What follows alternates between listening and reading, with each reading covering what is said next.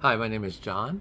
I am the pastor in residence of No Harbor, and I want to address today issues of science and the church. One of the main reasons why uh, people have left the church so frequently is because of the church's denial of science. And studies in the mid 2000 teens had shown that people were leaving the church over denial of sciences related to biology, related to the diversity of species and the theory of evolution, and the church's denial of those sciences.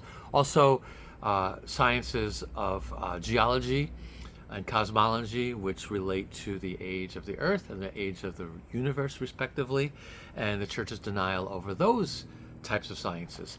And so, what happened was, as we approached the end of the teens and into the onset of the COVID epidemic, what we found is that the church began to deny and be skeptical of other sciences, namely epidemiology, which is the study of how diseases spread, immunology, which is the study of vaccines and how we prevent disease using vaccines. And so the church denied those sciences, and that translated into not social distancing, not wearing masks, not getting vaccines, or causing people to not want to get vaccines. And so that led to really another wave of people leaving the church. And so I think a lot of the denial of science just has to do with a lack of understanding, a lack of information. I actually have had a lot of scientists in the churches that I've led. I think mostly because we've really been affirming of the sciences, but I actually also have a lot of science in my educational background. I also have a son who is a PhD in neuroscience, another son who is a clinical researcher. And so we're very adjacent to science. And so I want to take some time to lay out 4 things that scientists wish that the evangelical church understood. Four issues that I think if we understood better as evangelicals, we would do a better job of not alienating people who are affirming of the findings of modern science. So the first one is this: correlation is not the same thing as causation. Many times we see 2 factors rising at the same time, and we assume one causes the other. But just because 2 factors are correlated doesn't mean that one caused the other. So a good example of that is there's a very strong correlation between the use of antacids and cervical cancer in women.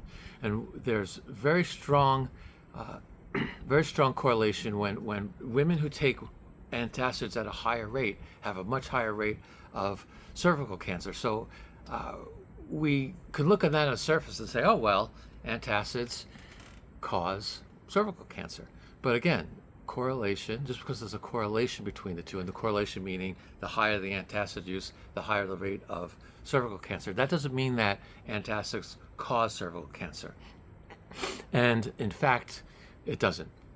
And so when we do have a rigorous approach and do actual scientific studies where we work on filtering out confounding variables, we find that there is a confounding variable between antacid use and cervical cancer, and that confounding variable is smoking.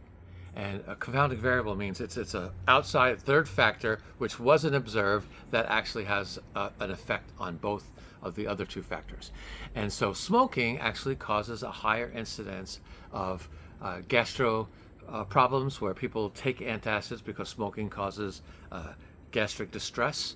And so people who smoke take more antacids. People who smoke also have a high incidence of all kinds of cancers, including cervical cancer.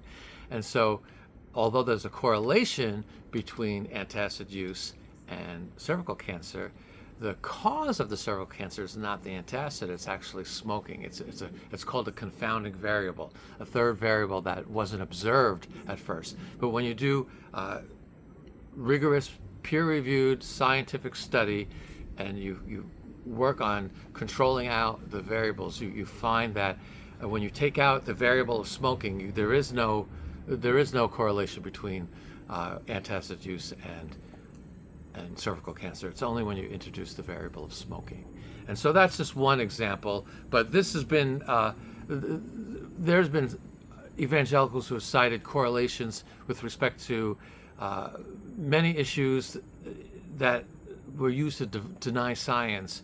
And so when people who understand science see that, they just say, oh, they just are alienated because they recognize the church's failure to understand that correlation does not equal causation. The second thing that scientists want us to know is a hypothesis is not the same thing as a theory. And so a lot of times we say, oh, that's just a theory. But what we don't understand, our theories are very well accepted frameworks that have undergone a lot of scientific scrutiny and understood to be generally accepted by the scientific community at the time.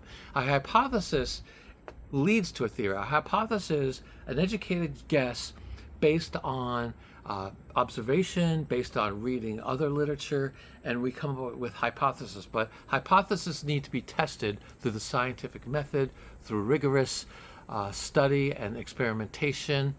And if that shows over and over again through repeated scientific process to reproduce the same results, that can result in a theory. And a theory is when something is generally accepted. So the obvious example of this is the theory of evolution. And so many evangelicals say, well, it's only a theory. Well, it's a theory because it has undergone a lot of scientific scrutiny and has overwhelming evidence to show that it's very strong evidence that it is the best explanation for the diversity of species. We also see it in things of the age of the universe that scientific data very strongly points to the fact that the universe is billions and billions of years old, not thousands, as many evangelicals say. And so when we say something is a hypothesis, that's a guess. When we say it's an educated guess, but when something's a theory, it's not only a theory. It's something that we know to have very, very strong evidence. And so the theory of evolution isn't only a theory or just a theory. It's undergone rigorous scientific analysis and over and over through repeated experimentation and study has shown to be a very credible and very important framework through which we do other science. So that's the second thing, that hypothesis is not the same thing as a theory. The third thing is that statistics are not scientific findings. Statistics are not the same thing as scientific findings. And as a pastor, I know this is so true. As a pastor, pastors love to quote statistics, and so we'll start a sermon and quote a lot of statistics and use that as a backup for how horrible the state of affairs is, and then we apply scripture to that. And what we have to understand is statistics is not the same thing as scientific findings, and we can be very irresponsible by quoting statistics as if they are scientific fact or scientific findings. A great example of this happened during the COVID epidemic, where someone would quote a statistic something like this: well, 90% of the people who are hospitalized for COVID are vaccinated, and use that as evidence that vaccinations lead to higher incidence of hospitalization. But that ignores a lot of different variables. And the first variable is that a much higher percentage of the population was vaccinated. So it stands to reason that more people who are hospitalized for COVID are vaccinated people, simply because the great majority of people were vaccinated. The second, it totally ignores the negative outcome variable. So even though 90% of the people, if we accept that statistic, were vaccinated, they had a much lower negative outcome instance, maybe just 1 or 2%, because vaccinations tended to really reduce the seriousness of COVID, where the smaller percentage, the 10% of people who are unvaccinated who are in hospital had a much higher negative outcome rate, where maybe a third of them or half of them had a high incidence of negative outcomes. And so on the surface, just saying, well, 90% of people who were in the hospital were vaccinated, it does not mean that vaccinations cause the negative outcome, right? It's just so we can quote statistics in a very irresponsible way. And we also do it a lot with respect to social science statistics, with statistics on sex and divorce and so many other things, mental health. And we find a statistic on a website, and then we quote that, and then we irresponsibly use that statistic to make whatever case we want to make. And so again, statistics do not equate to scientific findings. And lastly, and probably most importantly for me, scientists want us to know that a person who takes the Bible very seriously and a person of faith can also be a scientist. Science and faith are not incompatible. We often hear debates on evolution versus the Bible, or atheist versus Christian, all that kind of stuff, and really that a lot of times artificially pits the Bible against faith. Now listen, I know that for some circles of faith, it's almost a given that the earth is a few thousand years old and the universe was created in 6 days. But that is really based on one particular very highly literal interpretation of the book of Genesis.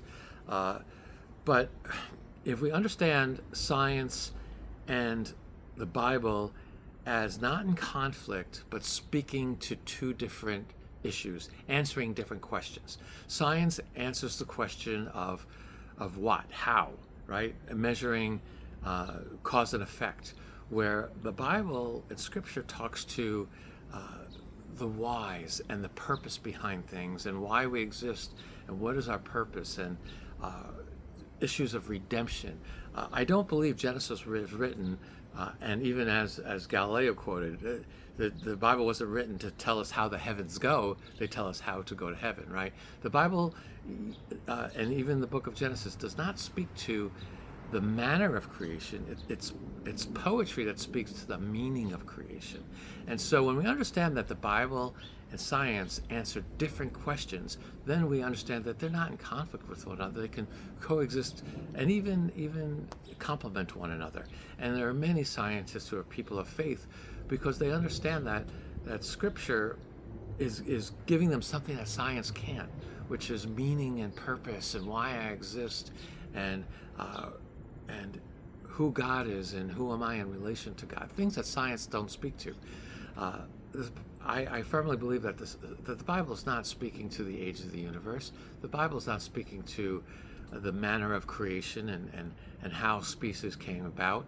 The Bible is speaking to why we are put on this earth and what our purpose is. And so that's the last thing. Scientists want us to know that they're not our enemies. They're not out to destroy faith. They're not out to be a atheist religion, as some people put it. But you could be a person of faith and do robust science and expect the findings of modern science at the same time. So those are the things I want us to understand. So many people left the faith over the church's denial of science. I think if we as pastors understood science better, if we read some books on science, we would I think serve our people better. So just to give you one recommendation, a book called Only a Theory by Miller is just a wonderful book, and so I recommend that highly, and many other books too. So with that, I'm going to sign off. Thank you so much for your time, and I hope this was helpful.